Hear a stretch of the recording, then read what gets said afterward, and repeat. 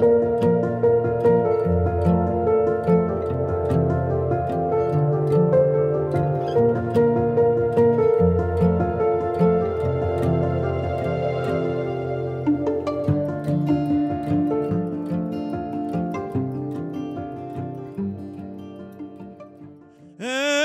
time I feel the Spirit moving in my heart, I will pray. Upon the mountain my Lord spoke. Out of his mouth came fire and smoke. Now all around me looks so fine. I asked my Lord if all was mine. Every time I feel the Spirit moving in my heart, I will pray. Every time I feel the Spirit moving in my heart, I will pray. Jordan River, chilly and cold, it chills the body, but not the soul. And there ain't one train on this track. It runs to heaven and runs right back. Every time I feel the Spirit moving in my heart, I will pray. Every time I feel the Spirit moving in my heart, I will pray.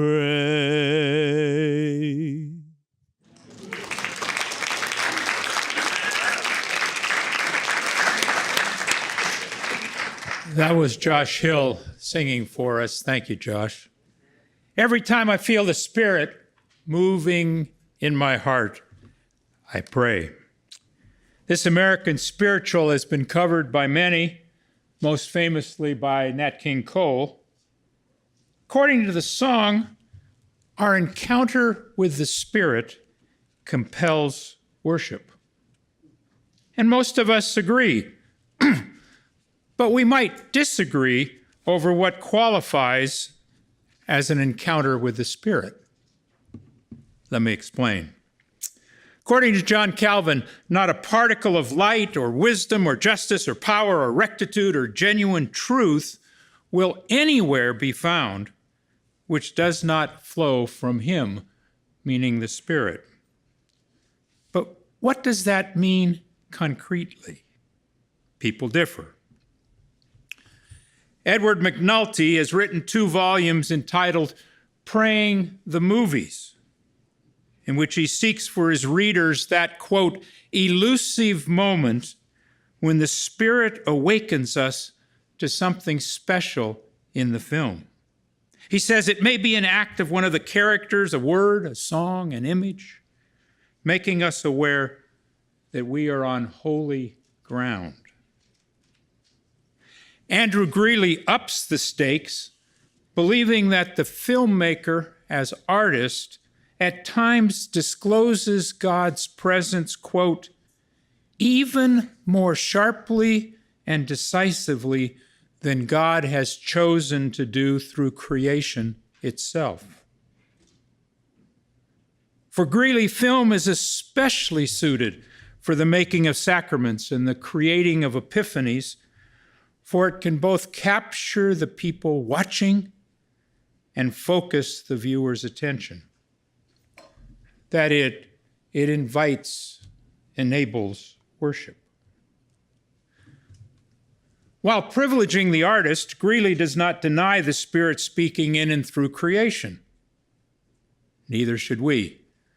Cardinal Avery Dulles, perhaps the leading 20th century American Catholic theologian, wrote in his book, A Testimonial to Grace, of the Spirit moving in his heart when, as a young man, he walked out of Harvard's library to get some fresh air on a bleak February day, perhaps worse than ours.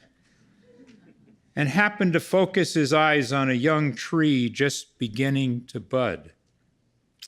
He wrote that as he stared at the buds, a, quote, thought came to him with all the strength and novelty of revelation, that behind this blossoming of new life, there must be an intelligent and purposive designer. He said he had discovered something which would introduce me to new life, set off by a sharp hiatus from the past. That night he wrote, for the first time in years, I prayed. As the spiritual suggests, every time one feels the Spirit moving in their heart, they're invited to pray. Or to throw the net still further, the philosopher Janet Susskiss, a former agnostic, writes in a collection of essays entitled Philosophers in God, quote, in my case, faith came from a dramatic religious experience. I was in the shower on an ordinary day and found myself to be surrounded by the presence of love, a love so real and personal that I could not doubt it. Above all, I felt myself to have been addressed not with any words or for any particular reason, certainly not for any merit. It was in that sense gratuitous, but by one to whom I could speak. Again, when she felt the Spirit moving in her heart, she was invited to pray, and she did. Evangelicals have historically been suspicious of such testimony. It too often has led to heresy, to, in Clark Pinnock's words, scripture twisting on a grand scale. We've tended to adopt a narrower understanding of the role of the Spirit, being suspicious of any such wordless speech. The Spirit that Protestants sing about and revere is not usually Solstice's presence in the shower, or even Dullus's Epiphany when stopped short by a budding tree, to say nothing of Andrew Greeley's claim that for the spiritual power of movies. Our focus has not been on some vague spirituality mediated by conscience, creation, or culture, but on the Spirit of Christ, who illumines the clear Word of God. Given our commitment to clarity and our Trinitarian focus on Christ alone, we have largely overlooked the early church's recognition in the Nicene Creed that the Holy Spirit is not only the Spirit of Christ, but the Lord and giver of life. The Spirit is active in the world and in history, bringing to completion the creational as well as the redemptive purposes of God, inviting, as Psalm 19 suggests, both the words of our mouths and the murmurings of our heart. It's not only the sweetness of the law that warrants our praise, verses 7 to 11, but the speechless speech of the Spirit of life, verses 1 to 6. The psalm makes clear that both are God's revelation to us. Both reveal what we as humans cannot tell ourselves, to paraphrase Karl Barth. And it's not just Psalm 19 that would encourage a wider, more robust understanding of the Spirit's revelatory presence and power. The Spirit of life, the Spirit that speaks to you and me everywhere, is evident in other biblical passages as well. It's significant, for example, that in the book of Proverbs, we not only have the sayings of Solomon, but in chapters 30 and 31, we have the sayings of Agur and of King Lemuel's mother. And although Solomon, of course, was a believer in Yahweh, neither Agur nor King Lemuel's mother seem to be, for Agur is not a Hebrew name. And we know all the names of the kings of Israel and Judah, don't we? And Lemuel is not on the list. Yet these artists who wrote wisely about life were recognized by Israel as writing spirit-filled words from God. And thus their poetry was included in Scripture. Their writing was understood to be on par with the words of David, Moses, and Amos. God's people understood Agur's and Lemuel's mother's art to be God's revelation to them.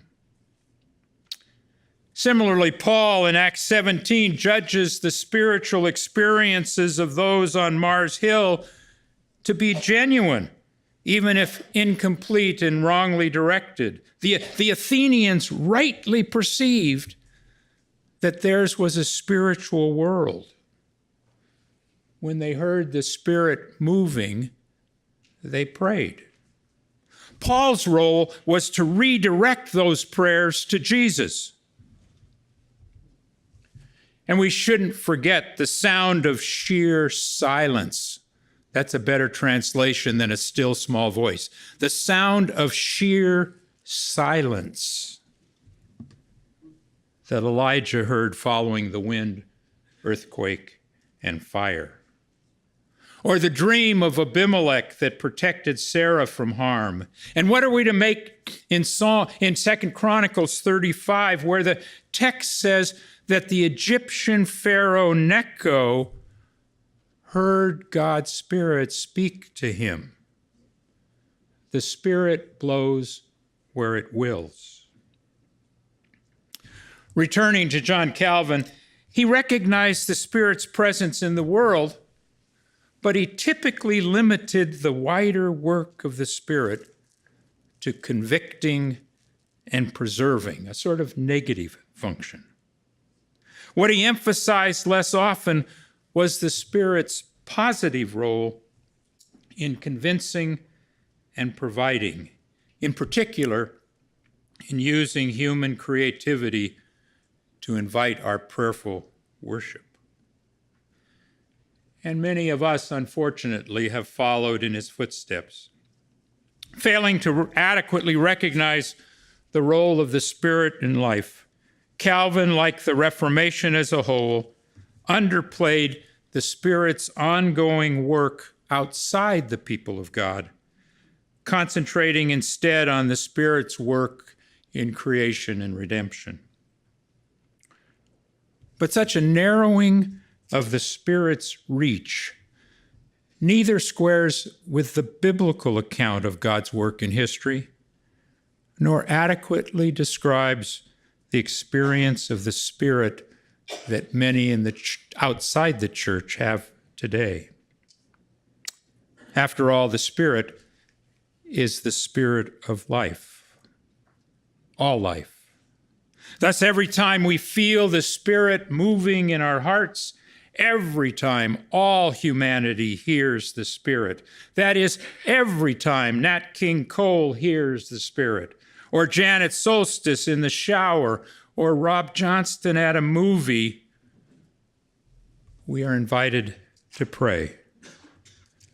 May our prayers increase.